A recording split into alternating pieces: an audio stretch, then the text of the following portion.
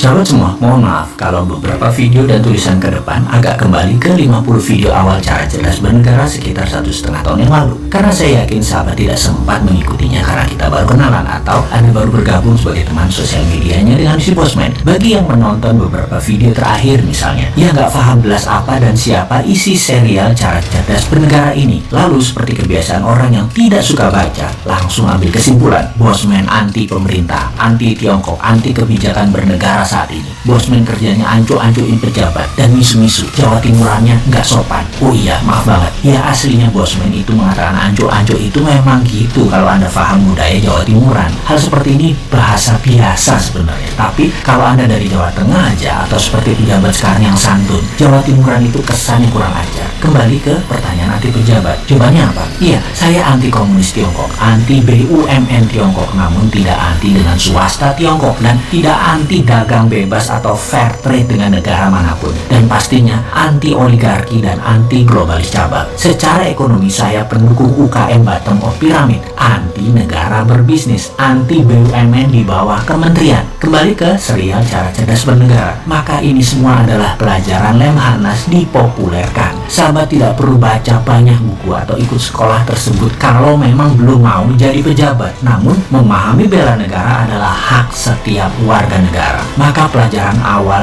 dari pemahaman bela negara adalah memahami apa itu nation, apa itu negara. Ingat, negara bukan pemerintah. Negara NKRI itu bukan milik pejabat atau seenaknya mengelola negara atas nama pemerintahan yang memenangi pemilu. Negara punya rakyat Indonesia. Negara bukan punya pemerintahan yang 5 tahunan berganti mengelola. Kita semua tahu bangsa Indonesia lahir terlebih dahulu sebelum negara NKRI berdiri, yaitu ketika Sumpah Pemuda tahun 1928. Barulah negara NKRI berdiri di tahun 1945. Dan pemerintahan, ya periode sekarang, periode Pak Jokowi, itulah pemerintah. Karena itu segala hal mengenai kebijakan, kalau merugikan atau ada kecenderungan merugikan negara, kita ingatkan, dan itu adalah hak setiap warga negara. Caranya ada dengan demo teriak-teriak, ada lewat udara ala Bosman. Kalau warga negara punya hak makan nation, negara juga punya hak-hak tersebut disebut namanya nation right. Nation right lebih tinggi dari human right. Hal ini sering disalahartikan dan bisa disalahgunakan oleh pemerintahan yang otoritarian atau cenderung menggunakan kekuatan hukum untuk menghukum hal yang tidak sesuai dengan maunya kebijakan pemerintah. Tipis memang kekuatan demokrasi terpimpin Pancasila dengan demokrasi ala barat dengan bernegara otoritarian yang kebanyakan adalah komunis, atau demokrasi yang dipelintir ala negara masing-masing. Singapura gitu-gitu bukan negara demokrasi 100% ala barat. Singapura punya gaya pemerintahan sendiri, gak boleh beda dengan pejabat atau penguasanya rakyatnya. Mana ada sih yang berani teriak berbeda di Singapura? Malaysia sama juga, tipis-tipis dengan Singapura.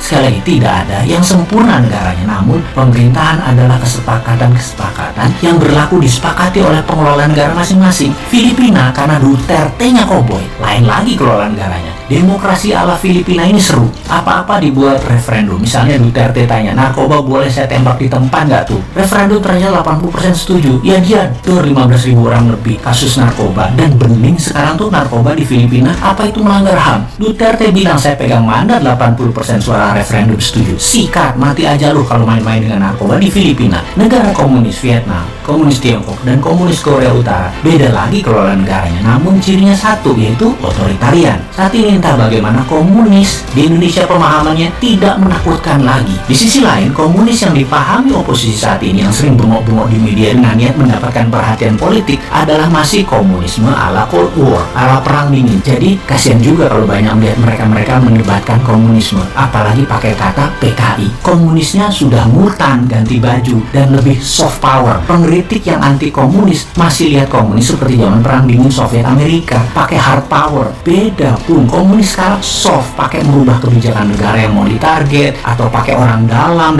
tanda petik. Perangnya beda, mainnya lebih cantik mereka sekarang. Jangan teriak model tahun 60-70an zaman James Bond, zaman Cold War. Beda sekarang komunisnya. Yang menjabat sekarang Betul, nggak paham nih. Karena itu kena jebakan dimainkan soft power. Lucu ya, yang mengkritik salah ilmu ketinggalan zaman, yang dikritik sama sekali nggak paham karena kesumbal cuan. Karena itu terlihat nggak nyambung kalau ngomong di media massa mainstream yang memang bukan solusi, tapi memang cari sensasi. Satu teriak PKI, yang satu kerjasama dengan negara komunis sebagai business as usual. Ini semua tidak akan terjadi kalau paham apa itu nation threat. Jadi apa itu ancaman bernegara? Kita tanya pejabat sekarang yuk. Ini perusahaan asing BUMN Tiongkok mengeruk tambang sumber daya alam di Sulawesi masuk ancaman nasional apa tidak? Hutang negara setiap tahun naik itu nation threat apa bukan? Impor yang tidak bisa terselesaikan selama 7 tahun menjabat ini yang naik terus kebutuhannya itu nation threat bukan? Kalau bukan ya lanjutkan. Kalau ancaman mana solusinya? Ngomong-ngomong, adakah lembaga di negara ini yang menentukan ancaman saat ini ya di Indonesia? Kok nggak ada suaranya? Apa memang nggak ada atau tidak punya kemampuan bernegara?